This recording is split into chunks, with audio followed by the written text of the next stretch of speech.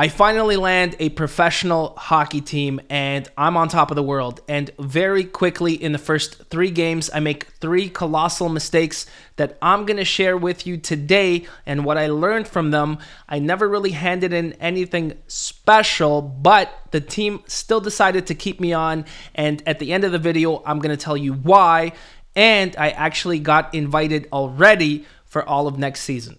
Game number 1, I show up as if I'm shooting a feature film. I have my Ursa Mini Pro, I have my DZO zoom lenses, I have a huge tripod, I have external sound, I have mics, and at the end of the day, all I end up doing is just getting in everybody's way. Game number 2, learning from game number 1, I cut a lot of gear, and I actually showed up with just a camera body, a battery, a lens, and a hi-hat. I got rid of the tripod. It was way too much.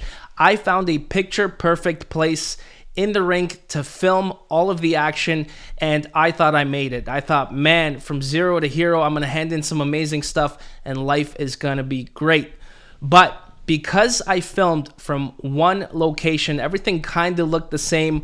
Nothing was life-changing, and if anything, I actually thought most of the footage was extremely boring. Game number 3, I realized that I'm going to be running around the rink quite a bit, so I retire the Ursa Mini Pro, I retire the DZO zoom lenses, I retire the hi-hat, and I understand that I'm going handheld the entire time, real run and gun, and I bring my Sony FX6, which is an incredible camera for that environment, and I bring one lens with me, and that is the 70-200 Mark II G Master. That is incredible, and I actually run around the rink, and I get incredible footage, and I finally think I have it all solved. To the naked eye, everything looked incredible, but when I got home, and I opened up everything in DaVinci Resolve, I realized I had filmed everything in 24 frames a second, and that's what I'm used to. I love natural motion blur and everything looking cinematic, but I never factored in the players moving extremely fast.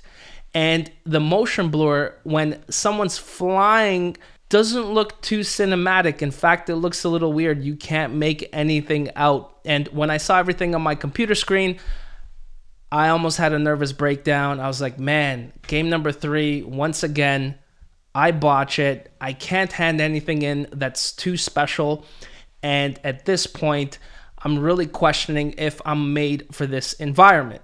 Needless to say, I do a little bit of research and I realize I should bring down my shutter angle from 180 to 90 or 120 so everything could be crystal clear and sharp no matter how fast someone's moving, or shoot things in 50, 60, or even 120 frames per second.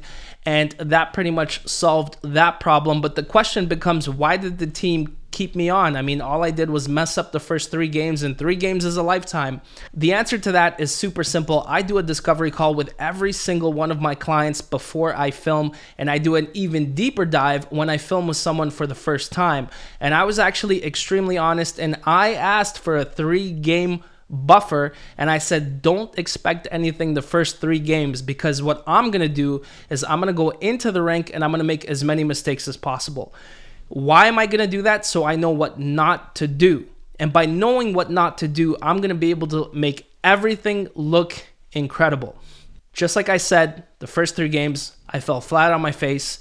But game number 4, I knew exactly what not to do. So therefore, I was able to hand in things they've never seen before, things they weren't actually used to. Things looked incredible, and I believe I did my best work yet. And at the end of the day, they were obviously extremely happy with all of the games going forward. I lasted till the end of the season, but more importantly, they invited me back for all of next season. Moral of the story, be super honest, admit your weaknesses, try to make as many mistakes as possible, so you know exactly what not to do, therefore naturally knowing exactly what to do. All right, if you found any of this valuable, hit the subscribe button because there's a lot more on the way.